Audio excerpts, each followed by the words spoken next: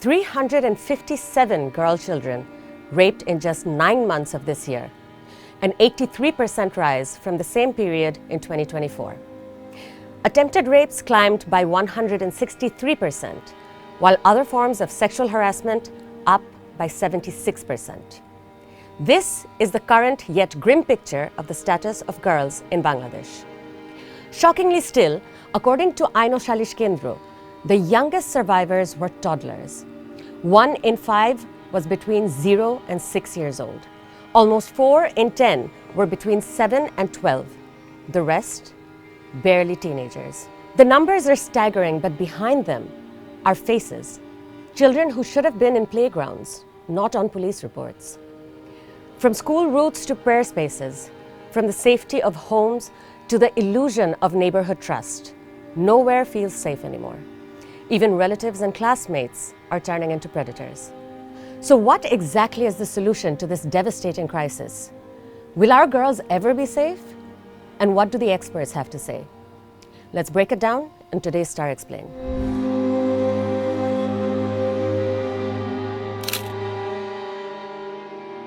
According to Aino Shalish Kendro and an analysis by the Daily Star, child rape cases rose from 195 last year to 357 this year from January to September. The National Girl Child Advocacy Forum reports that between January and August this year, at least 390 girls were raped and 134 faced rape attempts. 83 were murdered. Police data paints an even darker reality. 3,589 rape cases were filed between January and August. Of those, 1,172 involved minors. This means almost 4 out of every 10 survivors is a child. The most violent months were March and April, when 170 cases were reported, more than triple the number from last year. Researchers at Bangladesh Mohila Porishad warn that perpetrators are getting younger, not older. A significant number of accused are under 30, and many are still in school or colleges. This shows how deeply violence has seeped into the mindset of the youth, normalized through peer culture, online abuse, and everyday misogyny. When both the victim and the perpetrator belong to the same generation, it isn't just a criminal justice failure, it's a social fracture and the collapse of moral education. According to the Mohila Porishad's national report, girls in grades 6 to 10 face the highest rate of sexual violence, while those in grades 1 to 5 are most often the victims of rape. The violence isn't just happening in dark alleys. It's happening in homes, classrooms, and courtyards. Most attackers are known to the child: neighbors, relatives, classmates, even so-called boyfriends. The threat now lives inside what used to be the safety net. Emergency data mirrors this fear. Between January and September, the National Helpline 999 received 25,412 calls under the category Violence Against Women and Children. Within those calls were 903 rape cases, 504 attempted rape cases, 704 incidents of stalking, and 656 cases of sexual harassment. There were also 2,434 reports of child marriage, a crisis that continues despite decades of activism.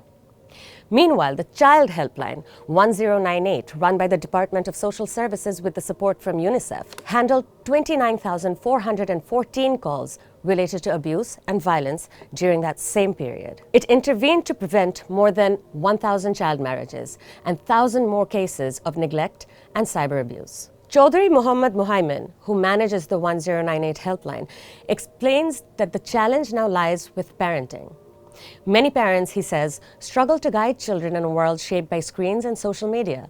Without supervision or honest conversations, children are exposed to exploitation, bullying, and risky behavior long before they realize what danger looks like. Bangladesh Mohila Porishad President Fawzia Muslim believes the root of the crisis runs deep into the country's education system.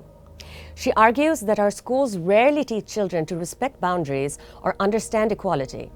Lessons on empathy and consent are absent, allowing misogyny to grow unchecked. She also points out that safe recreational spaces for children have almost disappeared, replaced by digital isolation where toxic influences flourish.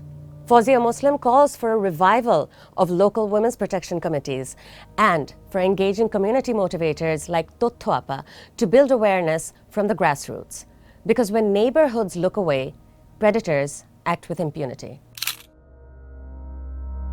In response, the Ministry of Women and Children Affairs has launched a new project worth over Taka 309 crore titled Strengthening Integrated Services to Prevent and Respond to Violence Against Women and Children and Quick Response Team Activities. The initiative replaces the older multi-sectoral program and aims to make state intervention faster and more coordinated. Under the new model, quick response teams from union to district and city levels are meant to reach survivors within 24 hours of a report being filed, providing medical, forensic, legal, and psychosocial support. This time, the ministry says, prevention will be prioritized, awareness in schools and madrasas, training sessions for parents and teachers, and engagement with religious leaders to reshape social attitudes. Officials say they plan to use digital tools, social media reels, creative content, and pocket-sized guides on relevant laws to spread awareness in ways that actually reach young people. But experts warn that no law, project, or helpline can fix a culture that still blames victims more than perpetrators. Real change, they say, must begin with empathy in homes, in classrooms, and in everyday interactions.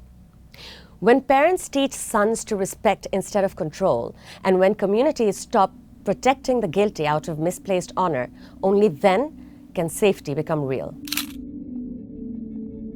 So where does that leave us? With numbers that shame us, with systems that struggle, and with children who are growing up learning that their country cannot protect them. Every statistic hides a name, a story, a life interrupted. And every time a case fades from the headlines, it tells predators that silence still works. We can have helplines, quick response teams, and glossy campaigns. But until we confront the culture that normalizes violence, these efforts will only scratch the surface. Because no nation can claim progress if its daughters cannot walk to school without fear.